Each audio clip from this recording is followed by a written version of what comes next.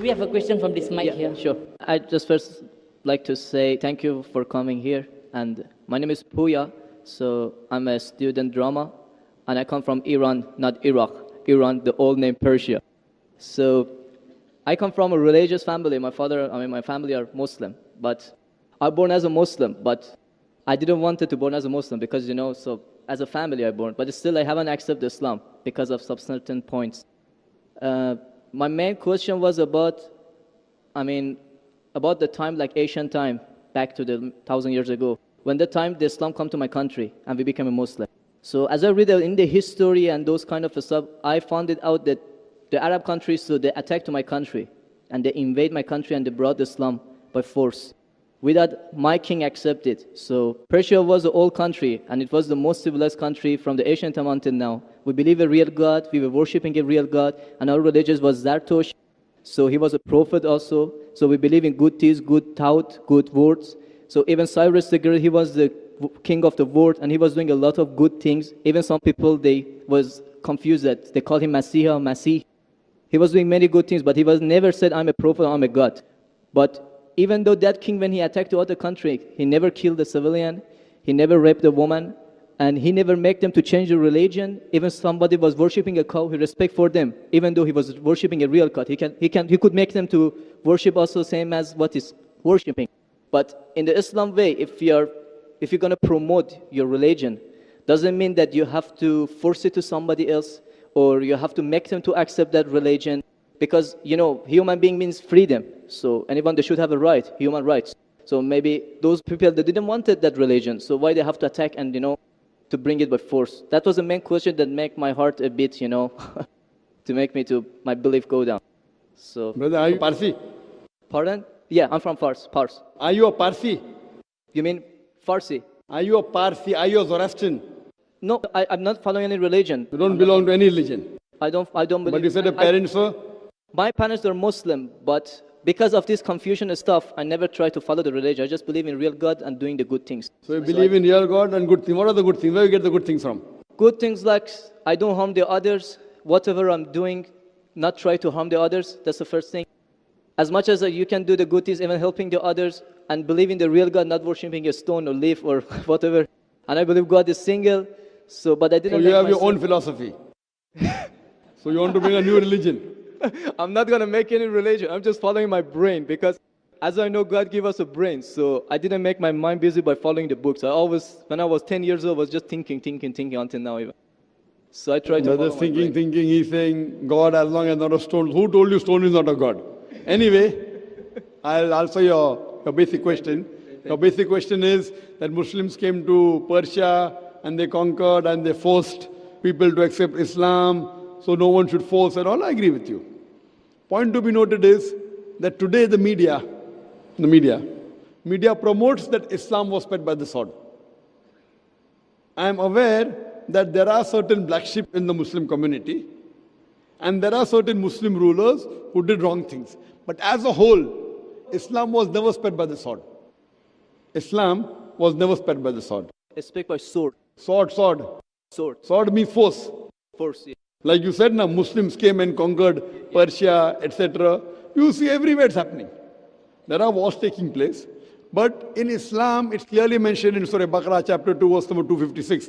La ikraha fid deen. There's no compulsion in religion. Truth stands out clear from error. What we see today, if we analyze, that we Muslims, we were the lord of the Arab lands for more than 1400 years. For the past 1400 years, the Muslims were the lord of the Arab lands. For a few years, the Britishers came. For a few years, the French came. But overall, the Muslims were the rulers of the Arab land. Yet today, there are more than 9 million Christians who are Coptic Christians. That means they're Christians since generation. If the Muslims wanted, they could have forced each and every non-Muslim to accept Islam at the point of the sword in the Arab land. These more than 9 million Coptic Christians, they are giving Shahada. They are bearing witness that Islam was spread by the sword. We Muslims, we ruled India for more than 1,000 years. We ruled India for more than 1,000 years. If we wanted, we could have forced every non-Muslim Indian to accept Islam at the point of the sword. Today, more than 80% of the Indians are non-Muslims. These more than 80% non-Muslim Indians, they are giving shahada, they are bearing witness that Islam was spread by the sword. Which Muslim army has come to Indonesia? Indonesia today has the largest number of Muslims in any country, more than 200 million Muslims. In Malaysia, more than 55% of the citizens of Malaysia are Muslim. I am asking you, which Muslim army came to Malaysia? Your country, which Muslim army came? Which Muslim army went to the east coast of Africa? It was the business, it was the traders. When they came here, people accepted this religion. It is the media hype which talks about Islam was spread by the sword. Yes, there were a few people. There were a few black sheep of the Muslim community. Brother, you asked the question, you're listening or you're raising the hand? Okay, sure. You asked the question, you gave the background, I listened to it, and now you want to raise your hand. I have not completed my answer. Okay, sure. Continue. If you ask the question, you should think. Because if you're thinking something, I'm a doctor. If you're thinking, that means you won't hear my answer. If I ask you to repeat, you won't be able to repeat 25%. So when you listen, you should give attention. I'm a doctor. I've done psychology also. So, this is the media hype. If you read Thomas Carlyle, historian, he writes in his book, Heroes and Hero Worship. He puts number one hero prophet as Prophet Muhammad Sallallahu Alaihi Wasallam. He's a Christian. He says, if every new idea originates in one man's head, it dwells alone in the full world. It will do little good if he takes up a sword and propagates it. You have to first get your sword. He's talking about sword of intellect. There was a survey done in the Plain Truth magazine, a survey in the increase of the major world religions in a span of 50 years. In a span of 50 years, from 1934 to 1984. In a span of 50 years, the increase in the major world religion. It came in Reader Digest, Almanac Yearbook, 1984. Number one maximum increase in religion, it's Islam, 235%. Christianity, only 47%. I am asking you, which war took place between 1934 and 1984, which forced the non-Muslim to accept Islam? Which war? Which war? Today, leave aside the past. Today, the fastest growing religion in America is Islam. The fastest growing religion in Europe is Islam. I am asking you, who's forcing the Americans to accept Islam? Who's forcing the Europeans to accept Islam? You were not there born. Were you present in the past? Arabs came to my land and forced. Where were you present? This is history. Many things in history is false. So that's what? Okay. A very famous historian, Dilese O'Leary, he writes in the book, Islam at the Crossroad, page number 8. He says, history makes it clear. History makes it clear that the legend of fanatical Muslims sweeping across the world, forcing Islam at the point of the sword, is the most fantastic, absurd myth that historians ever repeated. Who says that? Dilese O'Leary. History makes it clear that the legend of fanatical Muslims forcing Islam at the point of the sword over conquered races is the most fantastic, absurd myth that historians ever repeated. This is just in the media today. Muslim terrorist, Muslim terrorist. I am asking you, did any Muslim attack you in this country? No, never. But the media says Muslims are terrorists. Yeah, media is just nonsense. Yes, same way your history is also nonsense. When media is nonsense, the history is also nonsense. Some is correct, some is wrong. That's the reason, if you hear the answer, I would like to end my answer with the quotation of Dr. Adam Pearson.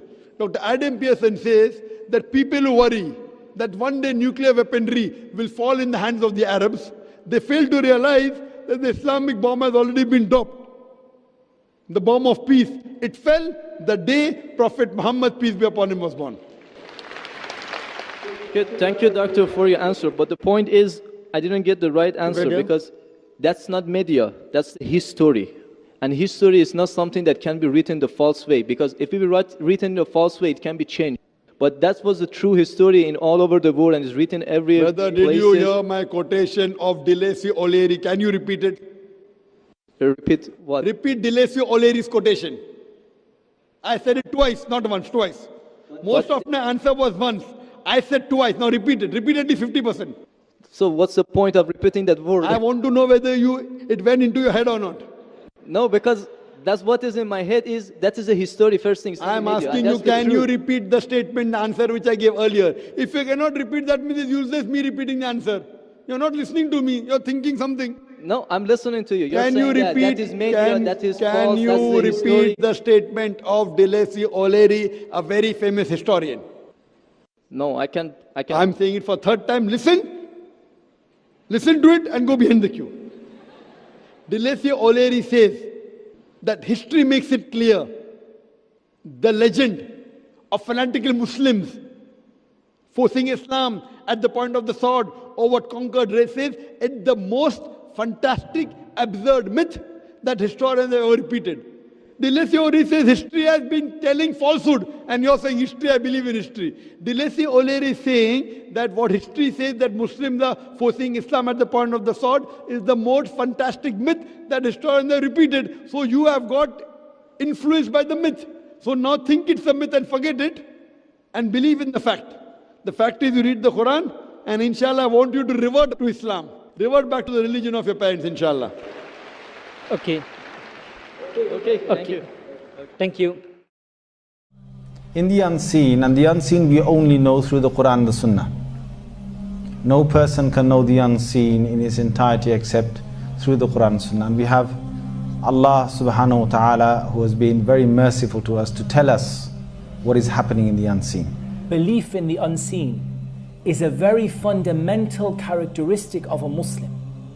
And that's why at the very beginning of the Quran, in Surah Al-Baqarah, just after the opening Surah Al-Fatiha, the opening chapter, Allah subhanahu wa ta'ala describes the successful people.